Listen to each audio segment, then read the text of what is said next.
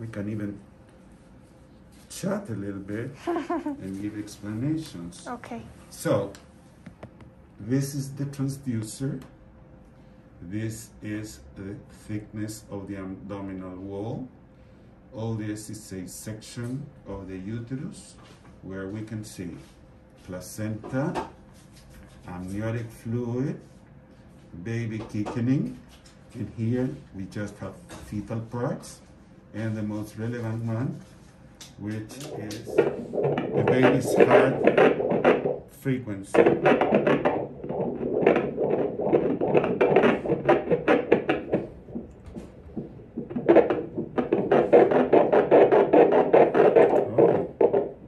This is more civilized.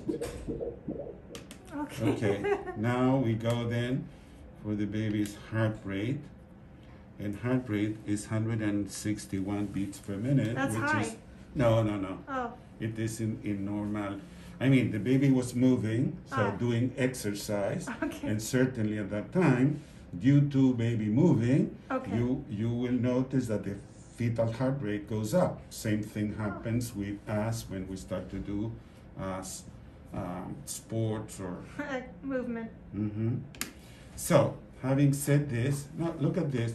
This is baby's heart, and we can see in this section what we call the fourth chamber view. Let me make it again. If you see, this is the baby's heart, but here you have the in-between layer between the two ventricles. Okay. And then it's not that clear, but the same happens where you have the atria. See? Here. You see? There is this in the middle. Anyway, with the machine, which is much more sophisticated than the one I'm using now, your heart was evaluated and everything looked completely normal. Good. Okay? Yep. So now I'm going to start to also take some measurements. Okay. To the formal ultrasound. So we will start taking measurements of the baby's abdomen. And we take two diameters, so anteroposterior and transverse. Then we go to look after the baby's head, which is here. And having a baby's head, as we have it now, we go for the measurement of one, which is called the biparietal diameter, which is the most frequent measurement taken to a fetus. And then we go after the head circumference. And here we have the head circumference.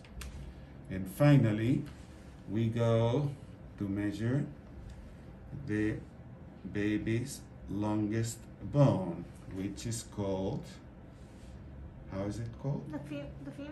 Great. The thigh? Great. The thigh bone. And here then, I did something wrong.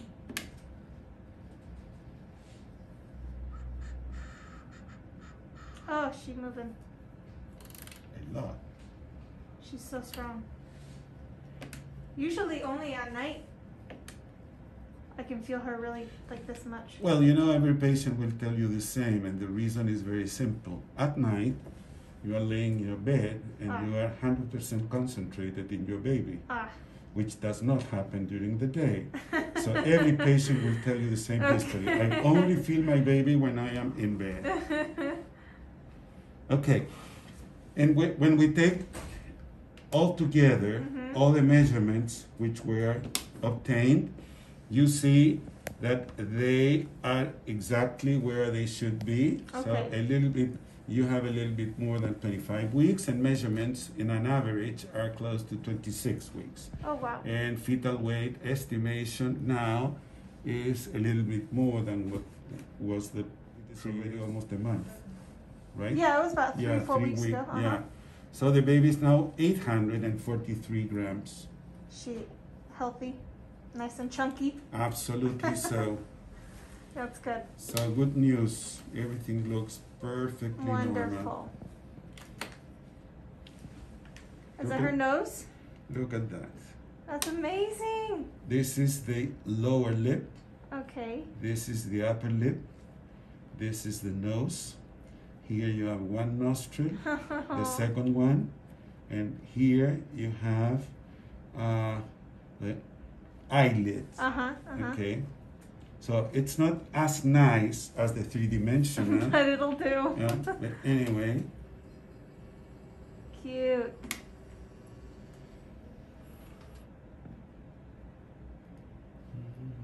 We were very like Oh my here. gosh. You can see one eye, the other eye. That's crazy. The nasal bones, cheek, and part of the baby's mouth. You see this circular image? This is called the internal lens, which we have inside of our eye. We have two chambers, anterior and posterior. In between, we have this lens, which is called in Spanish cristalino, which focuses what we see. And you can see it in your fetus. It's this round image. Yeah.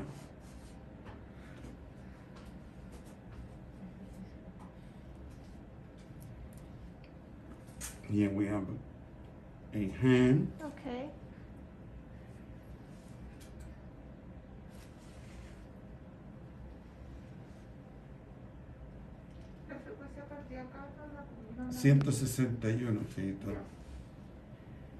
And you'd be able to see if the umbilical cord was around her neck, right?